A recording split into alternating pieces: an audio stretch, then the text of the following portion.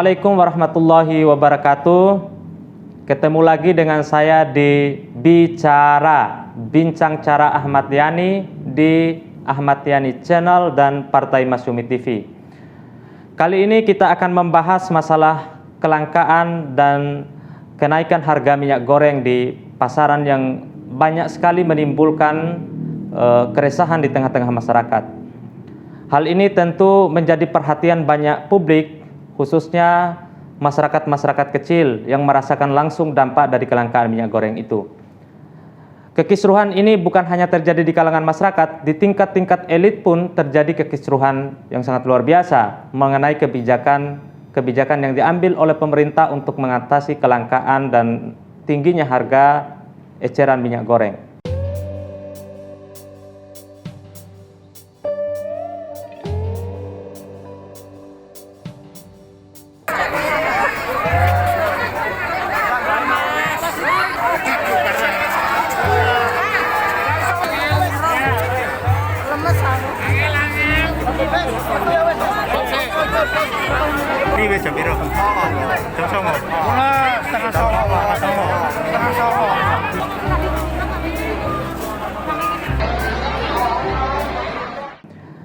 Baik pemirsa Ahmad Yani Channel, kali ini kita akan membahas masalah kelangkaan ini bersama Kang Mijan Ulfa.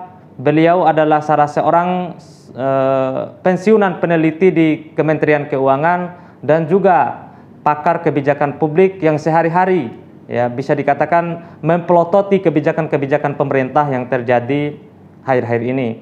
Dari narasi-narasi yang disampaikan oleh media mainstream ini, kayaknya kita agak kurang puas ya dengan pembahasannya dan membuat publik juga bingung. Jadi ini perlu kita tanyakan kepada Kang Mijan, apa kira-kira yang terjadi di balik kelangkaan minyak goreng ini? Kira-kira apa yang terjadi? Kelangkaan ini sebenarnya dapat kita lihat dari sisi perdagangan. Minyak goreng itu dia produksi dari CPO. CPO itu crude palm oil ya, yang dari bungkil sawit, kelapa sawit. Minyak mentah gitu. Iya, bungkilnya minyak mentah ya, itu bungkilnya. CPO ini digunakan pada dua pasar. Pasar internasional dan pasar dalam negeri. Pasar dalam negeri itu digunakan untuk pangan dan digunakan untuk biodiesel. Jadi kalau harganya mahal, ini disebabkan disparitas harga internasional dan harga yang ditetapkan oleh pemerintah itu berbeda, sehingga barang lenyap, ya, harga masih tetap tinggi. Persisnya itu karena kesalahan terbesar pemerintah adalah menerapkan hambatan perdagangan bukan tarif. Di balik masalah-masalah kelangkaan minyak goreng ini, ya, kira-kira kebijakan pemerintah yang untuk mengatasi ini, kira-kira kebijakan seperti apa? Begini Bang Purkon. Masalah kelangkaan minyak goreng ini berulang kali terjadi. Bukan tahun ini, tapi tahun kemarin. Bukan hanya minyak goreng yang langka, semua barang-barang juga sering kelangkaan sekarang. Betul sekali. Dan hal ini sebenarnya satu order atau satu bagian dengan kelangkaan barang lain. Seperti batu bara yang baru lalu, kemudian beras yang dulu pernah terjadi, tahu tempe, kedelai, dan sekarang kelangkaan itu bukan kelangkaan, harga daging sapi menjelang puasa Lebaran mulai mencekik lagi, Rp150.000 per kilogram. Yang seharusnya harga ini normalnya hanya sekitar Rp75.000. Ini menarik, mendekati puasa ini harga-harga pangan ini kayaknya akan meningkat ini. Harganya akan meningkat kalau pemerintah tidak berani mengambil kebijakan yang tegas. Iya. Secara teknis, kebijakannya gampang sekali. Pemerintah menjalankan kebijakan kalau di dalam istilah ekonomi itu hambatan perdagangan bukan tarif, ya, non tarif barriers, ya. Nah, kebijakan ini diwujudkan pemerintah dalam bentuk ini sama DMO, Domestic Market Obligation. Jadi kewajiban produsen untuk memasok kebutuhan dalam negeri. Mulai dari batu bara, ya, dan CPO. Tapi gagal total. Nah, itu juga menjadi pertanyaan itu bahwa di kita ini kan tercatat sebagai negara produksi minyak mentah terbesar ini, dan kita juga pengekspor paling tinggi di dunia minyak mentah ini. Tapi tiba-tiba di dalam negeri terjadi kelangkaan yang luar biasa tuh. Itu mengherankan bagi saya. Betul, itu sangat mengherankan bagi bagi kebanyakan orang. Kalau bagi ekonom sebenarnya nggak mengherankan, ya. Ini sangat gampang sekali, dan pemerintah seperti saya katakan tadi melaksanakan kebijakan yang sangat salah, ya. Sangat salah ini, kebijakan ini membebani keuangan negara, ya, menguntungkan pengusaha dan menyengsarakan rakyat. Kebijaksanaan seperti kewajiban pasokan dalam negeri, DMO, Domestic Market Obligation. Kemudian ada lagi kebijakan penetapan harga eceran tertinggi. Di dalam ekonomi ini istilahnya price selling, ya, dan tidak pernah berhasil. Yang terjadi hanya black market, pasar gelap. Jadi pemerintah menetapkan harga 14.000, barangnya langka, harganya 20.000 lebih. Ya. Betul. Kemudian pemerintah merencanakan lagi memberikan subsidi harga. Nah, ini siapa yang mau diberi subsidi harga? Orang sudah beli minyak setahun yang lalu mahal. Sekarang kalau dikasih subsidi, ini subsidinya untuk siapa? Ini bakal tambah sumringah produsen. Sudah jual barang mahal, sekarang dapat subsidi lagi. Apa enggak terbalik? Enggak terbalik dunia ini. Kira-kira begitu potretnya. Sekarang ini kan perusahaan-perusahaan sawit sudah dikuasai oleh banyak perusahaan-perusahaan swasta, ya. Bahkan terakhir 10 perusahaan swasta, perusahaan milik rakyat itu diakuisisi oleh perusahaan-perusahaan swasta yang dipegang oleh pengusaha-pengusaha besar Indonesia ini. Nah, kira-kira di balik kelangkaan minyak goreng ini adakah permainan kartel dari perusahaan-perusahaan besar ini? Sangat pasti. Kalau saya sendiri sangat pasti. Sebenarnya kelangkaan ini bukan masalah ownership dari perusahaan itu. Perusahaan asing, perusahaan dalam negeri, perusahaan asing, BUMN sama aja. Ya, semuanya perlu uang. Yang penting kebijakan pemerintah mengatasi itu. Berani nggak dia menetapkan kebijakan yang sederhana, yang menambah pundi-pundi uang bagi pemerintah, yang membantu rakyat banyak, ya, dan sedikit mengurangi keuntungan para perusahaan besar itu. Berani nggak melaksanakan ini? Itu aja kuncinya. Kalau perusahaan jelas tidak senang dengan kebijaksanaan yang sederhana ini. Dia maunya kebijaksanaan yang seperti sekarang. Yang di dalam istilah ekonomi, kebijakan sekarang itu adalah kebijakan bukan tarif. Ya, non tarif barriers. Nah, ini kan perlu SK, perlu rapat mereka dengan mereka itu, rapat di ruang tertutup, ya, perlu mungkin lobby di kafe-kafe, ya.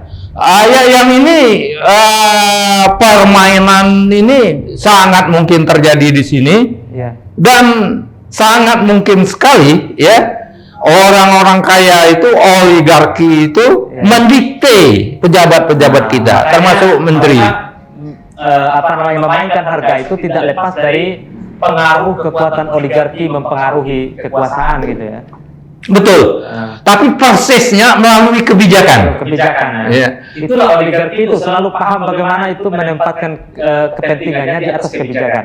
Kalau kebijakannya diterapkan kebijakan bukan tarif, ya, kebijakan tarif, ya, itu mereka nggak bisa berkutik.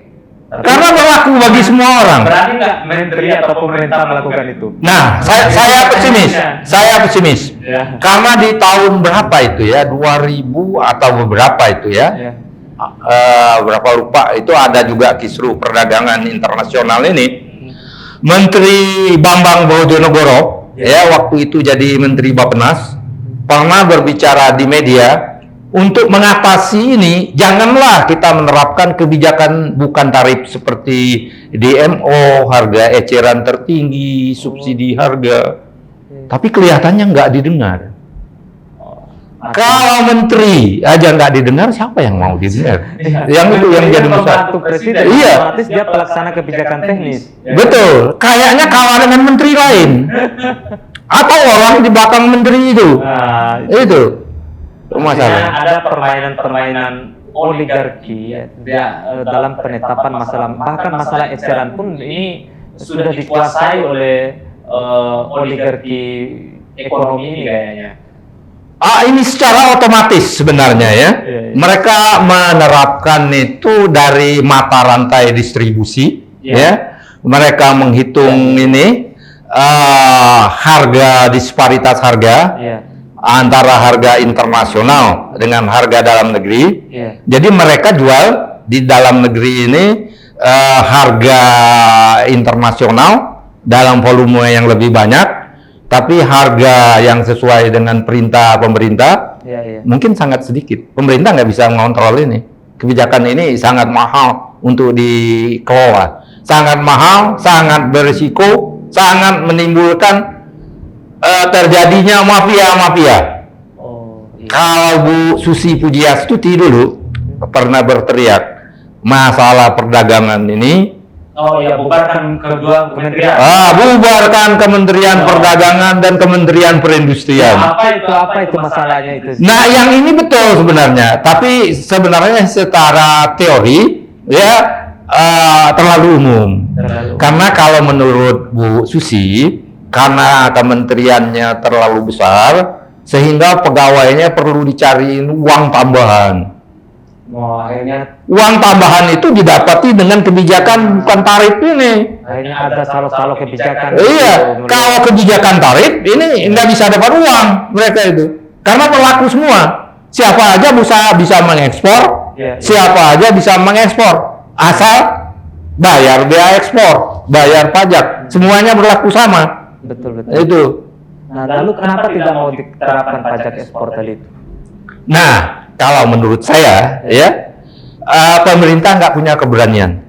Karena kalau diterapkan kebijakan ekspor, untung beliung mereka itu berkurang. Pengusaha-pengusaha ini. Pengusaha itu, mulai dari hulunya, pabrik perkebunan kelapa sawit, pabrik CPO dan dan eksportir. Iya. Jadi kalau harga minyak goreng gitu ya, CPO setara dengan minyak goreng itu sekarang di luar negeri katakanlah 20.000, ya. Kalau diterapkan pajak 10%, berarti berkurang 2.000. Kalau diterapkan 20%, berarti berkurang 4.000. Kalau diterapkan 25% pajak ekspornya, jadi berarti berkurang 10.000. Iya, betul. Jadi eksportir itu kalau tidak ada pajak ekspor, dia dapat uang untuk setiap liter minyak goreng dia ekspor, itu kira-kira dapat 20.000. Sekarang dapat uangnya tinggal 14.000. Rugi. Bukan rugi, untungnya kurang banyak. Kurang banyak. Untung tetap untung, tapi kurang banyak. Tapi kerakusan itu kan memerlukan yang paling banyak. Nah, dengan adanya ini, produsen kan dalam posisi yang sama. Mau ekspor dapatnya 14.000, mau dalam negeri dapatnya 14.000. Sama. Enakan dalam negeri kan gampang. ngurus-ngurus biaya-biaya transisinya lebih gampang. Jadi dalam negeri dia penuhi pertama dulu pasokannya, selebihnya baru dia ekspor. Selebihnya baru untuk biodiesel. Pemerintah gampang, dapat uang banyak, menutupin utang-utang itu, mengisi kas negara dengan pajak ekspor. Konsumen senang, harganya 14.000, emak-emak nggak pingsan antrian. Nggak antrian ya. Tapi banyak yang nggak senang. Siapa yang nggak senang? Ya calo-calo kebijakan itu. Iya. Dan terutama pengusaha-pengusaha kaya itu, yang super kaya itu. Sudah menguasai mulai dari perkebunan sampai eksportir. Mereka seharusnya dapat uang setiap liter itu 20.000. Sekarang hanya dapat 15.000. Tentu nggak mau lah. Ini dalam hitung jutaan liter ini. Jadi dalam 1 tahun nilai ekspor CPO itu sekitar 700 triliun. Banyak, Mas. 700 triliun. Kalau pajak ekspornya 10% aja, berarti 70 triliun. 20% berarti 140 triliun. 25% berarti hampir 200 triliun uang masuk ke kas negara setiap tahun. Uang 200 triliun ini banyak. Pengusaha berjuang segala usaha supaya pemerintah tidak menerapkan kebijakan ekspor ini, kebijakan pajak ekspor yang besar untuk ekspor itu. Akhirnya sekarang kan minyak banyak yang keluar, tapi kelangkaan di dalam negeri terus saja terjadi. Wajar. Kalau saya pengusaha gitu juga. Kalau saya pengusaha, jangan diterapkan pajak ekspor, diterapkan kebijakan seperti sekarang, domestic market obligation yang nggak bisa dikontrol. Harga eceran tertinggi, nggak bisa dikontrol juga. Kemudian subsidi harga, senang. Saya udah dapat uang banyak, dikasih subsidi juga. Lalu sekarang kita dengar Kapolri katanya akan segera menindak ini, memeriksa ada permainan-permainan kartel. Begitu juga TPPU katanya mau melakukan itu. Pekerjaan yang sia-sia itu, menghabiskan uang negara saja, itu kan perlu uang mengerjakan itu. Karena biang keroknya disparitas harga itu aja. Kalau harganya sudah dibuat sama antara harga luar negeri dan dalam negeri, barangnya mengalir secara otomatis itu. Terjadi masuknya kejutaan pasar, seluruh pasar. Jadi kalau Polri, KPPU mau mengusut itu nggak ada gunanya. Nggak ada gunanya sama sekali. Gimana mau mengusut pasar banyak? Pasar banyak. Dan gimana mau menuntut orang itu? Dia bilang, udah saya supply, saya pasok. Barang ini lambat, periksa aja, dia bilang. Misalnya kritik ke Faisal Basri ya kan, dia bilang ini untuk banyak energi, tidak untuk kebutuhan perut. Artinya minyak goreng ini dipakai untuk biodiesel, bukan untuk pangan katanya. Nah akhirnya terjadi kelangkaan di bidang pangan. Tapi tiba-tiba kan pengusaha biodiesel semua itu mengatakan kami sedikit kok memakai itu ya kan. Nah ini memang perlu dicek angka-angkanya itu. Yang terang produksi kita itu besar sekali. Ya, 1 tahun produksi CPO kita itu mendekati 50 juta ton. Sedangkan kebutuhan untuk pangan itu sekitar 5 juta ton. 5 juta ton. Berarti ada selisih 45 juta ton. 45 juta ton ini ya. Untuk biodiesel misalnya ya 5 juta, yang 40 juta itu untuk ekspor. Yang 5 juta untuk pangan ini aja nggak dipenuhi. Rakus sekali kan? Nggak bisa. Karena ini nggak bisa dikendalikan. Tapi kalau diterapkan pajak ekspor, itu yang 5 juta ini dipenuhi dan ekspor mereka juga tetap 40 juta. Sekitar 40 berapa tadi ya 40 juta dikurangin 5 dikurangin 10 itu tadi. Nah, sekarang kan pemerintah ya melalui Menteri Perdagangan sudah menerapkan harga eceran tertinggi itu kan 3.500 kalau nggak salah saya baca. 14.500 per liter. 14.500. Sementara harga pasar ini menggeliat sampai 20.000 kan, sudah menggeliat begitu luar biasa, tapi minyaknya juga langka gitu loh, nggak bisa didapat sembarangan oleh para konsumen. Jadi untuk mengatasi itu ya, kenapa pemerintah tidak mampu ya mengatasi kelangkaan kemudian harga eceran itu? Itu kebijakan yang salah, ya. Menetapkan harga eceran tertinggi itu merupakan kebijakan yang salah, ya. Ini mencoba mengatur ekonomi. Seharusnya ekonomi itu berjalan sendiri. Di dalam pelajaran dasar-dasar perdagangan internasional yang diterapkan oleh Kementerian Perdagangan itu adalah kebijakan price selling. Artinya pemerintah menetapkan harga di bawah harga pasar, ya, harga keekonomian. Jadi harga keekonomian. Produsen itu memproduksi untuk biaya bahan baku, buruh, ya, listrik segalanya ditambah sedikit margin, ya. Menurut mereka itu 20.000. Ya, yang wajar itu. Yang wajar, ya. Pemerintah menetapkan 14.000. Mana mau mereka? Ya. Akhirnya apa? Barang langka harga tetap 20.000. Itu nggak mungkin terpenuhi. Karena katanya juga di Sumatera Utara itu ada penimbunan 1,1 juta kalau nggak salah itu menurut Gubernur Sumatera Utara. Beberapa daerah yang produksi ya, kalau yang punya produksi minyak goreng itu. Katanya ada penimbunan minyak goreng, nggak tahu apa kepentingannya di balik penimbunan itu. Dan wajar sekali, itu terbukti di seluruh dunia, ya, diidentifikasi di seluruh literatur ekonomi internasional. Kalau pemerintah menetapkan price selling, yang terjadi black market, pasar gelap antara penimbunan itu. Cara mengatasinya, yaitu tadi, ya. Hentikan kebijakan harga ekspor, harga eceran tertinggi itu, terapkan kebijakan ekspor itu tadi, karena konsumen dari CPO kita itu ada dua macam, pasar luar negeri yang paling besar dan pasar dalam negeri. Pasar luar negeri harganya mahal, ya, disparitasnya tinggi, dia pengusaha wajar aja, semuanya mau diekspor. Pemerintah menetapkan DMO, ya, Domestic Market Obligation, tapi ini nggak bisa dikontrol, ya.